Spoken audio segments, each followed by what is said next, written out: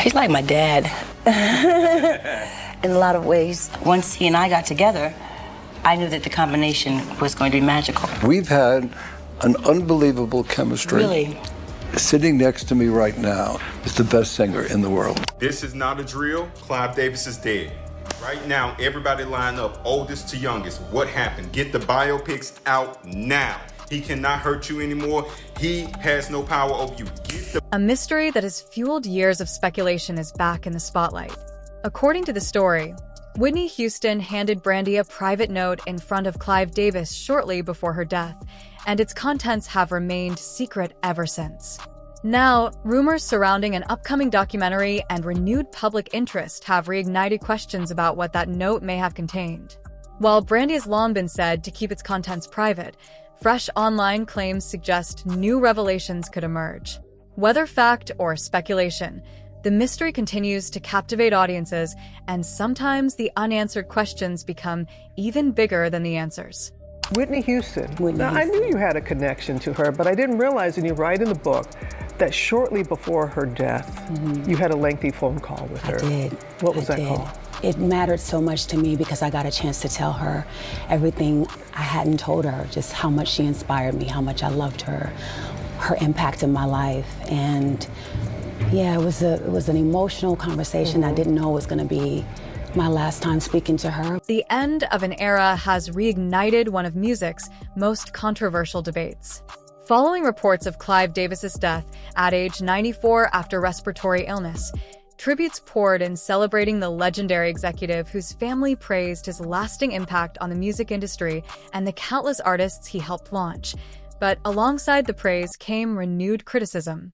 While many remember him as the visionary who introduced generations of iconic performers to the world, others have long questioned the industry's business practices during his era. Critics have argued that major stars, including acts like TLC and Toni Braxton, achieved enormous commercial success, yet still faced severe financial struggles. Some have also claimed his influence shaped a tougher, more controlling style of record industry leadership that later appeared elsewhere. Those old debates have now resurfaced, with some online narratives once again linking his name to Whitney Houston's career. Davis discovered Whitney in 1983 at the Sweetwater nightclub and signed the 19-year-old to Arista Records, becoming one of the key figures behind her rise. Under his guidance, her debut album became a worldwide phenomenon, selling millions of copies and launching one of the greatest careers in music history. Whitney herself acknowledged that they often disagreed over creative decisions, particularly song selection. Even so, she repeatedly referred to Davis as an industry father figure, crediting him with opening doors, sharing his experience, and helping navigate the business during her early years. Now, with his passing, admiration for his achievements and criticism of his legacy are colliding once again. His influence on modern music is undeniable, but so are the questions that continue to surround his era. And sometimes, the most enduring legacy isn't just what someone built, it's the conversations that continue long after they're gone. What was it? What did you see in him? What made him different? Why Clive Davis? Wisdom. Yeah. Wisdom, his know-how. For a lot of artists, I wanted the guidance. I wanted to know, what made a hit record, and what made me, special, and it could be any song. As Whitney Houston's fame soared, her relationship with Clive Davis reportedly became far more complicated. According to this account, the guidance that once fueled her success eventually felt limiting as she sought greater artistic independence. By 2012, their once close connection had reportedly faded, while Whitney placed her trust in only a small circle, including Brandy. Their friendship began in 1995, with Whitney becoming both a mentor and role model. She later helped Brandy land the lead role in the 1997 television film Cinderella, where Whitney famously played the fairy godmother. During one interview featuring Brandy, Monica, and Clive Davis, Whitney unexpectedly arrived, greeted everyone, and mentioned she had nearly drowned earlier that day. Before leaving, she quietly slipped a note into Brandy's hand. Moments later, she called over Bobby Christina and asked her to hug Clive. According to this narrative, the embrace served as a distraction, giving Brandy a chance to notice the note without attracting attention. Whether coincidence or something more, that brief exchange has remained one of the most talked about mysteries surrounding Whitney's final years. I'm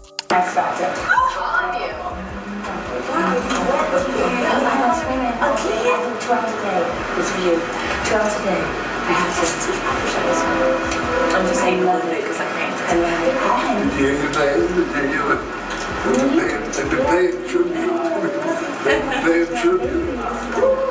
It's my dad.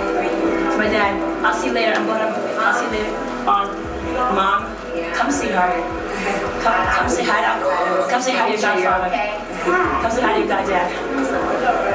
A final conversation has become one of music's biggest mysteries.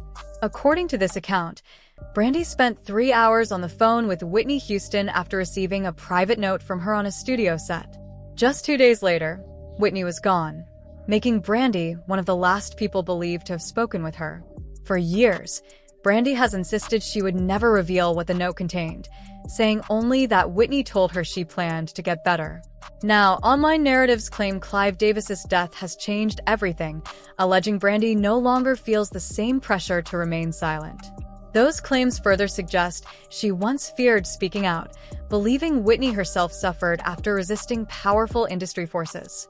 Whether those allegations are true or not, the unanswered questions continue to keep the mystery alive. In that 1995 meeting in Beverly Hills in the home of Clive Davis, who was responsible for the murder of Whitney Houston, I said it. His days are numbered. One visit, one handwritten note, and years of unanswered questions, that's what keeps this story alive.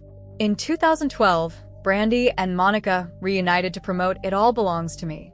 At the time, Monica reportedly maintained a close professional relationship with Clive Davis, and according to this narrative, Davis supported the collaboration while also hoping to strengthen ties with Brandy.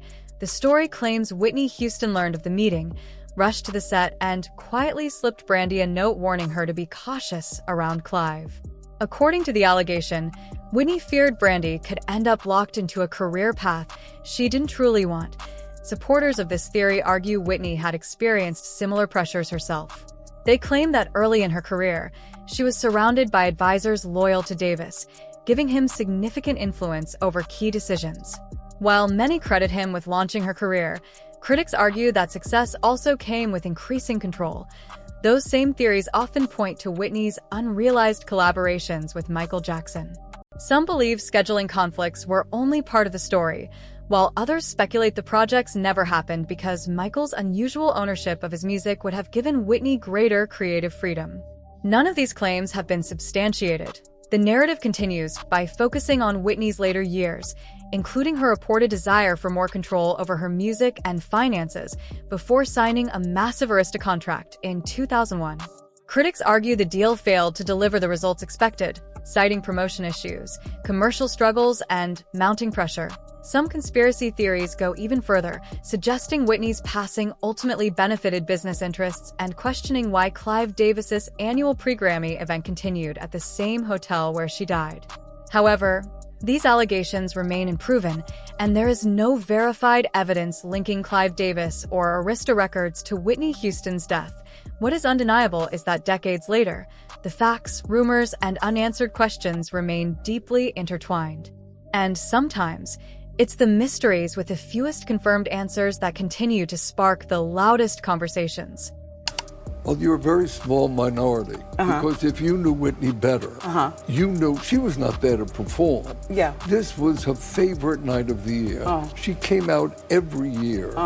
This party was so part of her. So you're saying and that she so would've- that the family, we spoke to representatives of Pat, who was a manager, and Gary, who was her brother. Her body was still upstairs.